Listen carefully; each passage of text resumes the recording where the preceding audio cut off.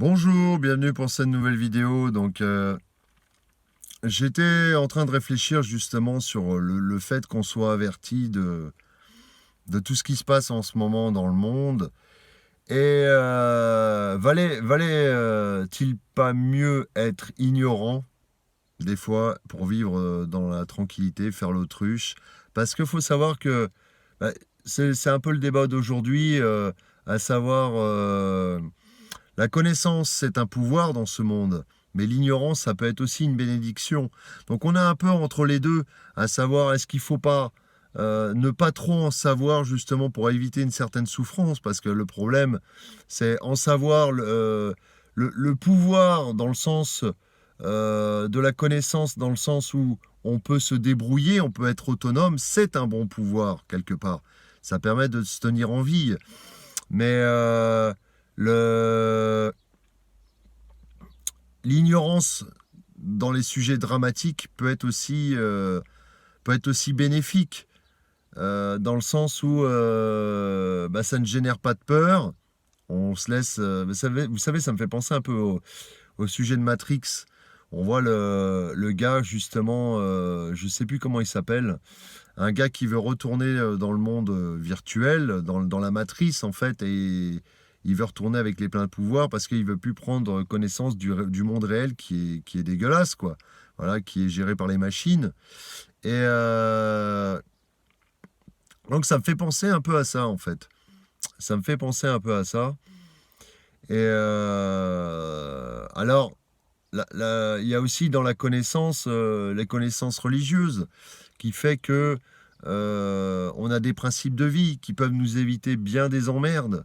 Voilà, c'est dans le sens-là aussi que la religion est utile. Toute la connaissance intellectuelle, pratique, dans un but évolutif, dans un but euh, pour se dépatouiller dans ce monde-là, quoi, est utile. Même la connaissance technologique, voilà, on peut dire ça, la connaissance médicale. Euh, cependant, cependant, ça peut générer aussi de connaître les tenants et les aboutissants de ce qui se trame, peut être générateur de stress, de peur. Quand on est réveillé, on a affaire justement à des choses pas faciles à contrôler. Il y a la gestion aussi des préparatifs en vue d'une éventuelle problématique, hein, future, qui peuvent générer un stress, qui peuvent se dire merde, je peux pas faire ça, merde, il faut que je fasse ça, il faut que je fasse ça. Il peut y avoir une spirale, il peut y avoir aussi un intérêt commercial, hein. On parle de la survie, du survivalisme, mais il y a aussi un business derrière.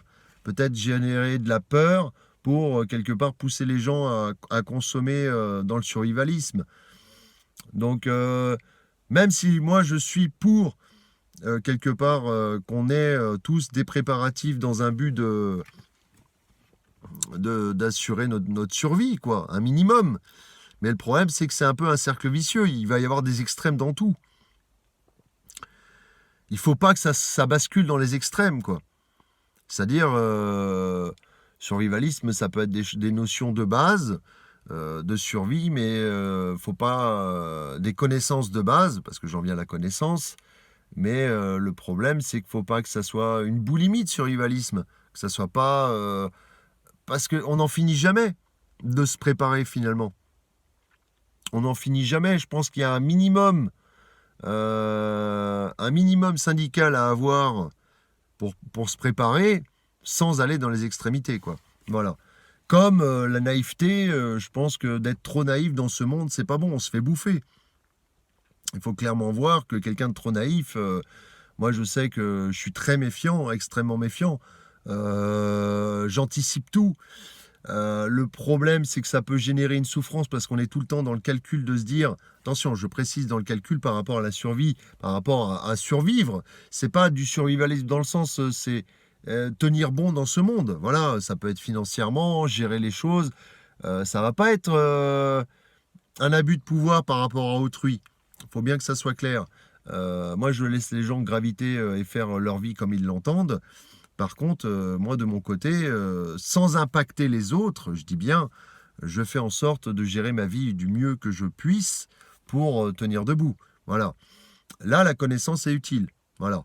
Mais c'est vrai que des fois, je me fous les jetons en regardant certaines vidéos. Voilà. Donc, alors, il y a aussi ce côté où, vous allez dire que je suis peut-être un peu perché, mais ce côté où comment dire, ça y est, mes mots m'échappent. Où, je sais plus ce que je voulais dire. Ça va me revenir. Dans les extrémités, je parlais des extrémités, ça y est. J'ai perdu le fil de ma discussion. Bah là, je me retrouve face à vous, comme un con. Oui, voilà, bon, il faut pas basculer dans les extrémités. Ça va me revenir.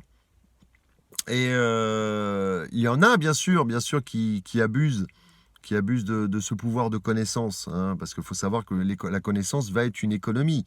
Bientôt, regardez, un prof, qu'est-ce que plus qu'un prof? C'est quelqu'un qui est payé pour sa connaissance, pour son enseignement. Donc là aussi, c'est un but intéressant, dans un but financier. C'est une forme de survie aussi, parce que à partir du moment où on connaît énormément de choses, on peut déjà aller sur différents secteurs, aider différentes personnes, et aussi pouvoir débattre avec différentes personnes. Ça joue sur le social aussi. Donc, quelque part, oui, ce pouvoir de connaissance est intéressant. Aussi bien parce qu'on peut en faire du business pour survivre. Je dis bien pour survivre, pas pour s'enrichir énormément, indéfiniment. Et après, s'il y en a qui aiment ça, voilà. Mais je veux dire, à la base, c'est tenir debout. Le but, c'est quand même de tenir debout dans ce monde. Tenir debout, sans écraser autrui. Et malheureusement, c'est vrai que des fois, il y a comme ça la connaissance il peut y avoir des abus de pouvoir par la connaissance. Et ça, malheureusement, c'est bien triste. Voilà. Quand je vois bien, il y a énormément de youtubeurs qui donnent des informations. Alors, certes, c'est intéressant. Certes, ça peut aider les gens.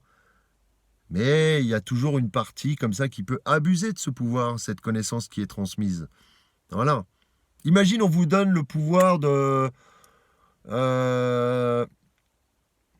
lancer des boules de feu. Bon, je sais, je suis dans le trip Dragon Ball Z, là.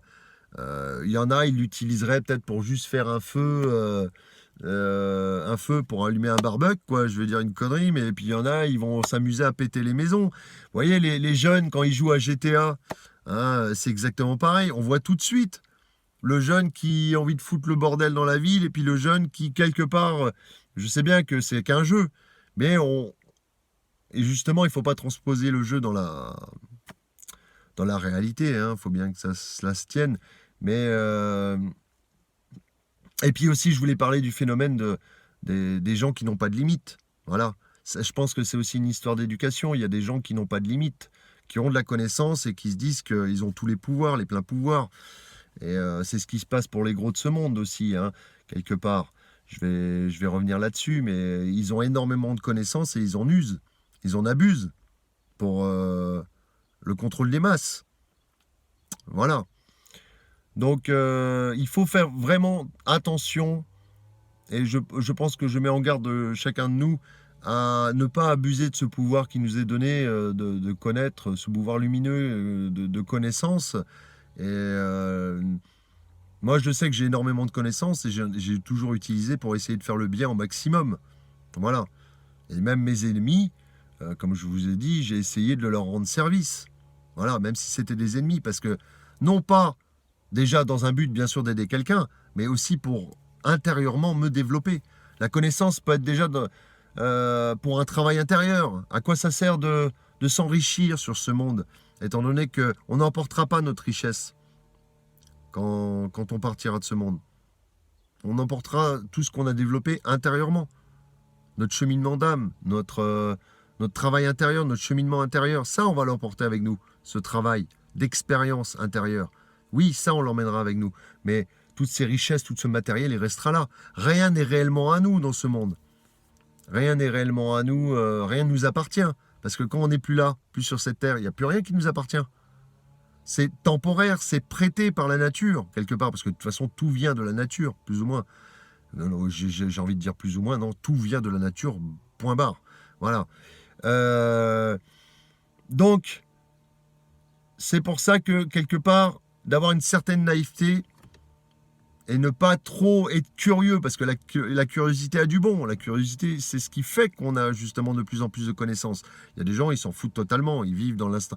Parce que, voilà, autant quelqu'un qui calcule, qui est dans la connaissance, dans le contrôle, dans la gestion, dans tout ça, dans différents domaines, ça peut générer du stress. Alors que quelqu'un qui est naïf aussi va être peut-être plus en connexion avec lui-même. Comme on dit, les ignorants sont bénis. Pourquoi? Parce qu'il va être en connexion avec l'instant présent. Il va pas trop se poser de questions, il va être dans l'instant présent. Et ça va...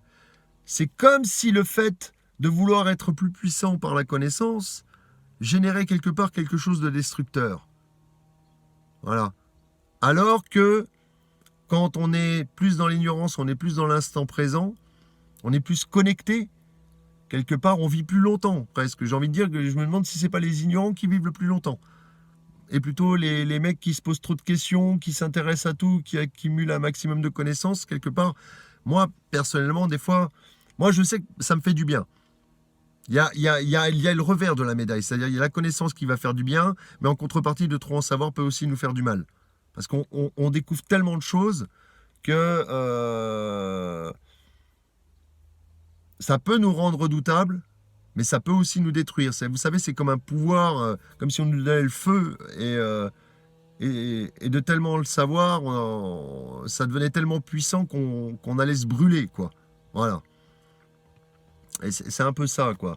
Donc, voilà, j'ai fait le petit topo. Je voulais vous faire petit débat sur la connaissance et l'ignorance.